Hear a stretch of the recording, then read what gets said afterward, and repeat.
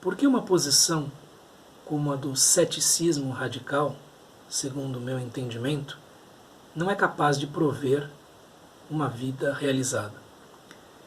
Ontem eu conversava via WhatsApp com um amigo a esse respeito e nós não nos aprofundamos muito no assunto, mas concordamos, no geral, com a afirmação que eu fiz no começo do vídeo. E eu pensei um pouco mais no tema, matutei um pouco e resolvi trazer aqui algumas ideias a esse respeito. Em primeiro lugar, é preciso que eu deixe claro o que eu entendo como ceticismo radical.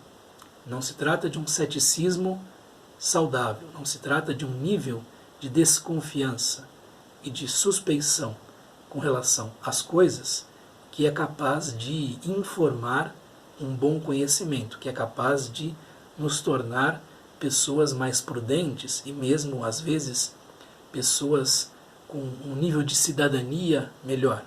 Eu lhes dou um exemplo que é da ordem do dia. Nós sabemos que certos medicamentos, por meio de estudos científicos sérios feitos nas últimas semanas, acabaram sendo comprovados como ineficazes na cura da Covid-19, na cura da doença causada pelo novo coronavírus. Dentre esses medicamentos que são comprovadamente ineficazes está a famosa hidroxicloroquina e também a tal ivermectina, creio que seja essa a pronúncia.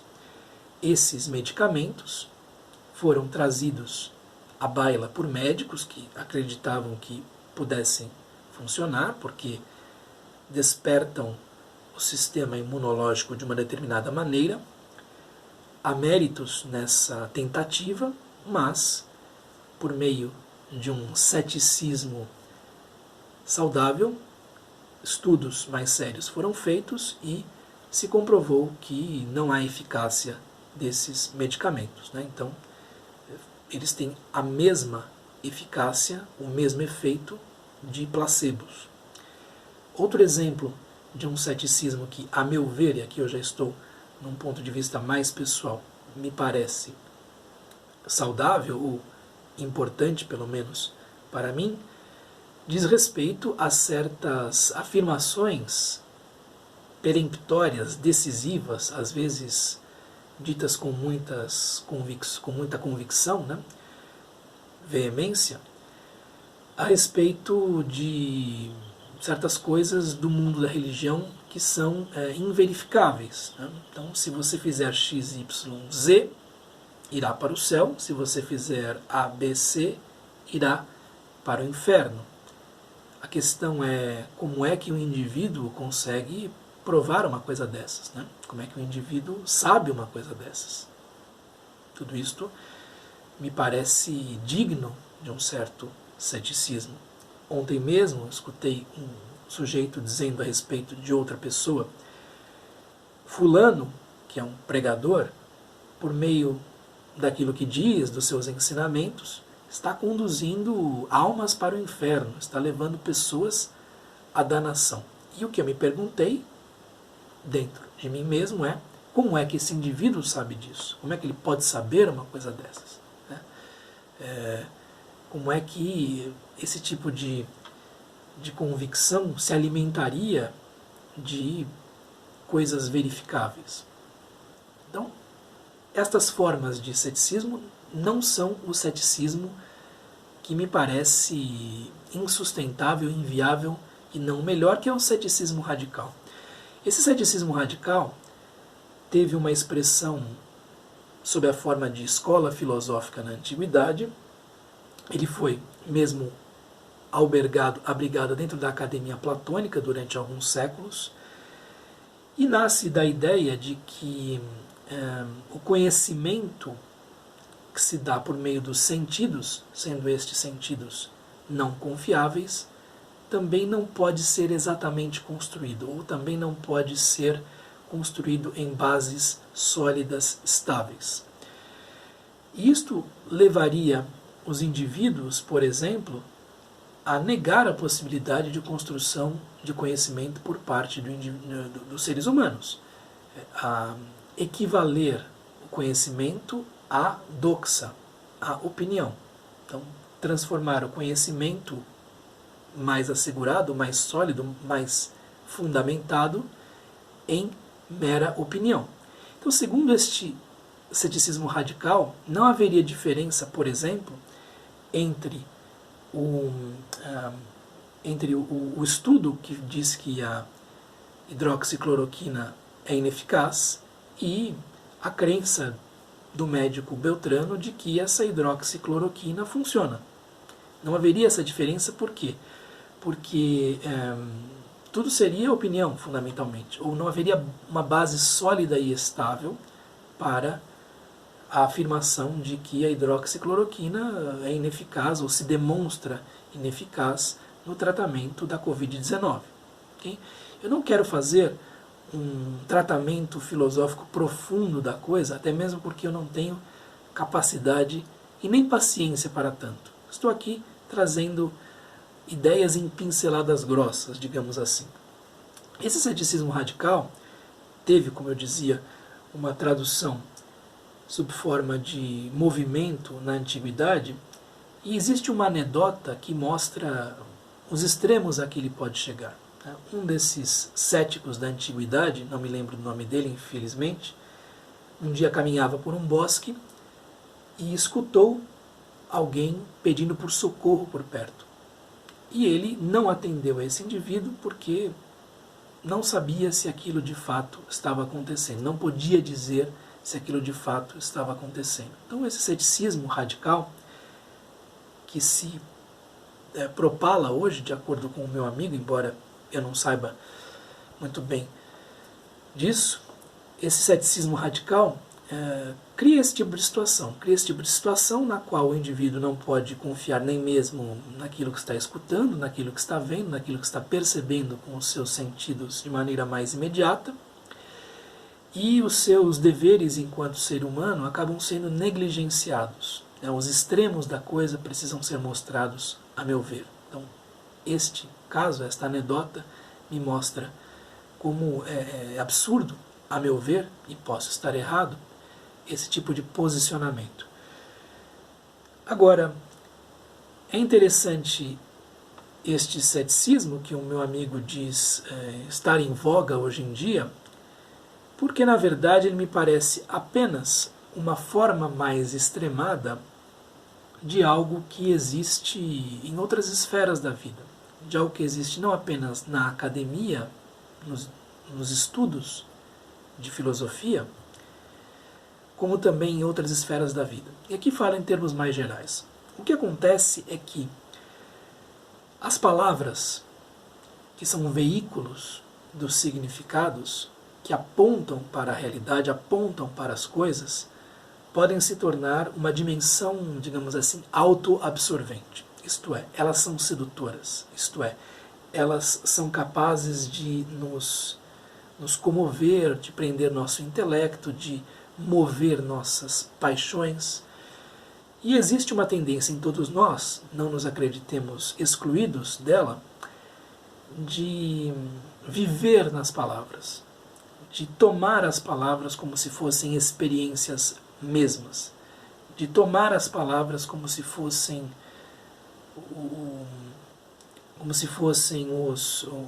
a dimensão última da realidade, de viver nas palavras, de manejar os discursos filosóficos, políticos, religiosos e outros, como se eles fossem tudo o que há de mais importante, mais necessário e de decisivo.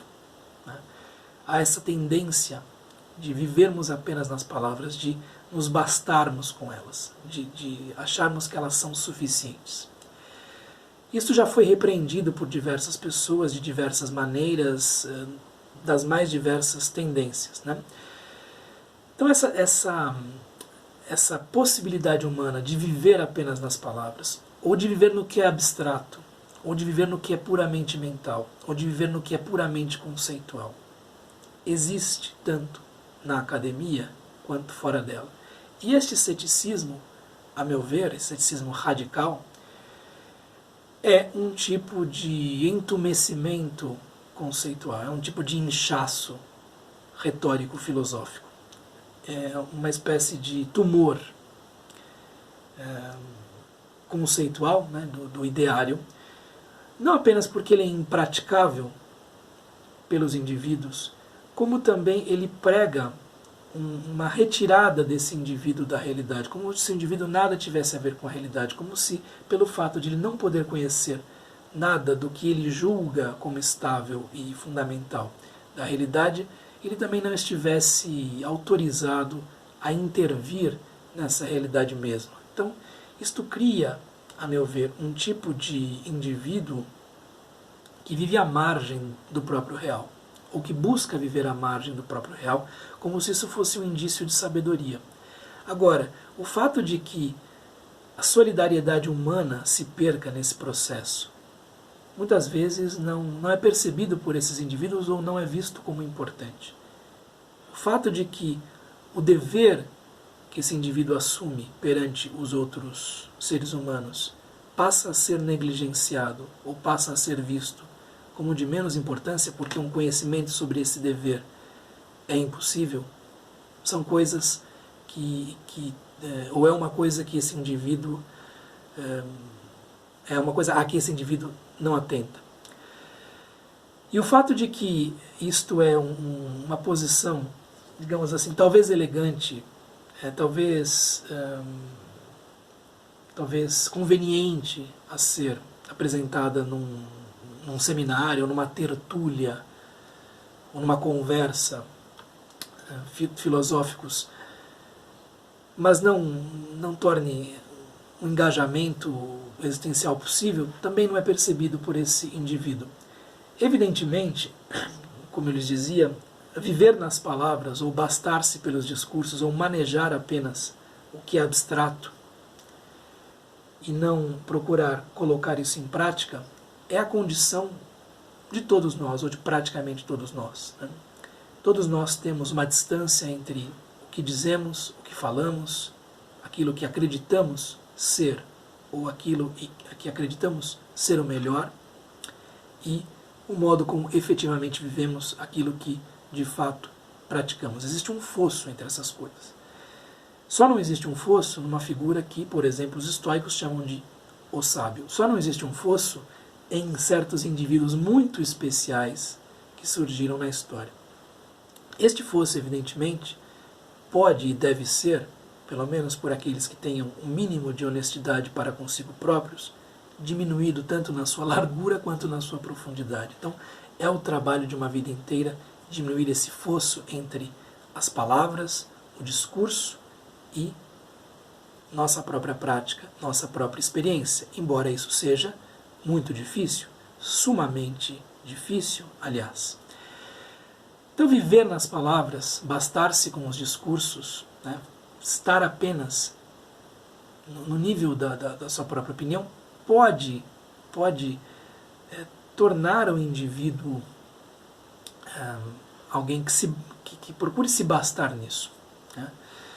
E eu creio que esse tipo de ceticismo, pela sua impraticabilidade, tem a ver com isso. Esse ceticismo radical tem a ver com essa tendência de uma vida nas palavras, né?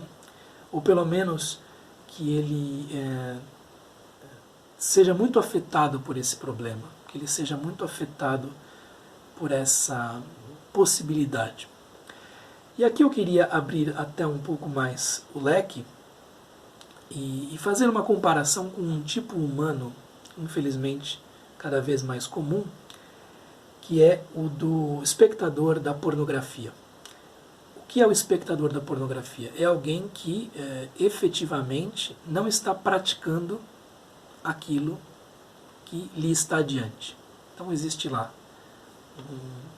um ato sexual profissional, contratado profissionalmente, que é muito mais mecânico-hidráulico do que propriamente afetivo, e há um espectador do outro lado da tela que está se bastando com aquelas imagens, que não está vivendo aquilo, que está enganando os seus próprios sentidos, que está numa abstração ou numa idealização, né? E que se nega pela sua própria posição ao ato sexual mesmo. Então, em vez de ter o contato, estimular o seu tato, pegar, beijar, abraçar, puxar, gritar, gemer, grunhir, dizer coisas ridículas, enfim, colocar-se em posições estranhas e mesmo risíveis muitas vezes, né? E viver aquilo, o sujeito se coloca numa posição marginal, clandestina, de voyeur, de meramente espectador, né? E acredita se satisfazer com aquilo. Este é o problema, que ele acredita que aquilo basta, ou que aquilo é o melhor que a vida lhe tem a oferecer naquele momento. E esta posição do espectador, o espectador da pornografia é um caso máximo do espectador, né? Essa posição do espectador tem um paralelo com a posição do que se basta pelas palavras, com a posição do que se coloca à margem, bastando-se pelo que é abstrato, puramente ideal, puramente conceitual, puramente verbal mesmo, né? Então, não participar da vida, não experimentá-la, não experienciá-la, não se mesclar a estas coisas, não entrar na realidade de corpo e alma, é algo que não produz, não é capaz de produzir uma vida realizada. Esse ceticismo radical, assim como o ato de ser espectador pornográfico, da pornografia, assim como o ato de simplesmente manejar um discurso religioso e viver como se aquilo fosse possível, são coisas que têm paralelo. E são coisas que não produzem uma vida autêntica, não produzem uma vida realizada, não são capazes de prover nutrimento, sustento para nós, segundo o meu entendimento. Porque você está no mental, ou no sugerido, ou no imaginário, e não na vida real. A vida real tem uma consistência, a vida real tem os seus próprios limites. Você esbarra nas coisas, você erra, você se levanta, faz, tenta de novo, né? Há um medo de errar nisso tudo, há um medo de não estar à altura dos desafios da vida. Mas esse medo precisa ser superado, ele precisa ser vivido, enfrentado e superado. E não um indivíduo deve se colocar nessa posição marginal, de alguém que vive pelo discurso, ou de alguém que é um mero espectador, ou de alguém que declara a si próprio que não pode conhecer nada e que não pode dizer nada, ou que o ser tem uma inefabilidade, uma indizibilidade que nós deveríamos respeitar. Você sabe que você está vivo, você sabe quais são os limites dos seus sentidos, você sabe que há direitos e deveres enquanto ser humano, você sabe dessas coisas, você sabe e vive essas coisas. E fingir que essas coisas não existem, viver na abstração, viver no imaginário, viver no evocado, viver nas coisas meramente sugeridas, é um absurdo. É algo que só produz miséria, só produz tristeza, produz uma falsa noção de superioridade, uma falsa noção de sabedoria ou de, enfim, intensidade da vida. Isso não é verdadeiro, isso é falso, né? É uma sugestão que você está se colocando. Tá? Então, o que eu gostaria de lhes dizer hoje é não colocar-se à margem da realidade, entrar na realidade, viver esta realidade, não cultivar dentro de si nem a posição de espectador, nem a posição de, enfim, cético radical, retirado dos deveres da vida, nem a posição de indivíduo que meramente maneja ou que meramente se nutre de palavras, né? Facta non verba, feitos, fatos, atos, não palavras. Agora, vejam que coisa curiosa. Um dos meios para sugerir esta atitude de viver e não se bastar com palavras ou abstrações ou imagens, é usar palavras para que isso chegue ao indivíduo. Então, nós dependemos das palavras como veículos. As palavras devem ser respeitadas como veículos, e não como a realidade última, né? Eis o que eu tinha a lhe dizer. Um abraço. Até mais.